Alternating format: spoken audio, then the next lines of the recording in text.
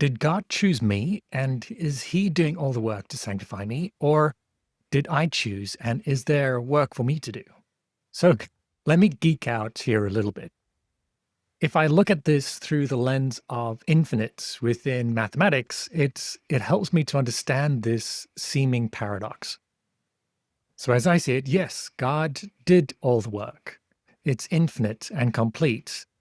He chose me and is now sanctifying me.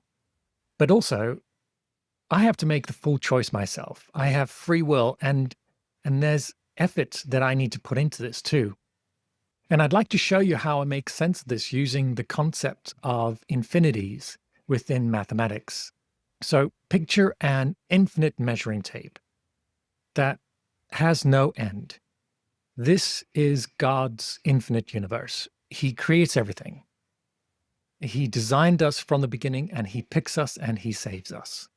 He does all the work and it's an infinite amount, so he handles everything. But God did not want robots that have no free will and cannot do anything for ourselves.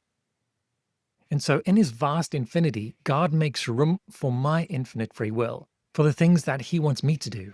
And he does this by giving me a small part of this measuring tape. So for the sake of the analogy, let's assume he gives me 1 inch. This tiny inch actually has infinite potential.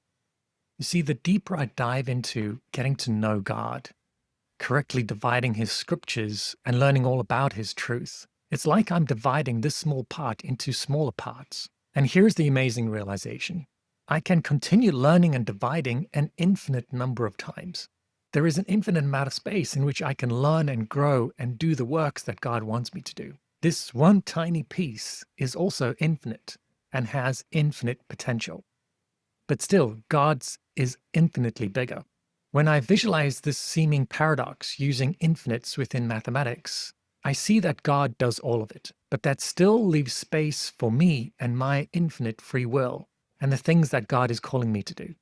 We often hear the saying that it was God that chose us.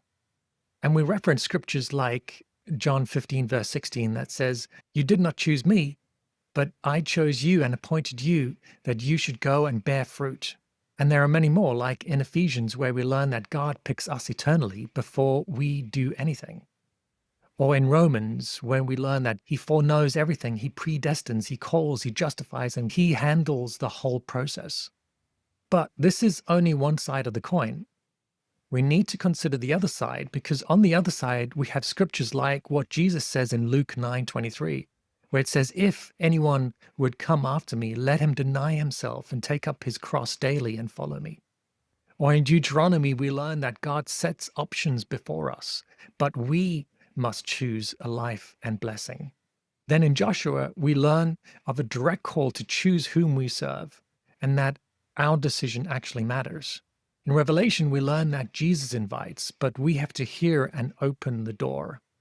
And in Philippians, we learn that we must actively work out our salvation, putting in effort. There are these two sides of the coin, and we need to remember both sides, and that both are infinitely important. What is really beautiful about this interpretation is the recognition that there is a parent-child relationship between the two infinites. One is contained within the other and cannot exist without it. This is why God gets all the glory, even if I also do the work and I also choose. Like Paul says in Philippians 4:13, that I can do all things through him who strengthens me. This is not a paradox. It's not a clever play on words. To me, it seems that this is pure, simple mathematics. And I'm 89% confident in this interpretation. Peace to all of you. Bye-bye.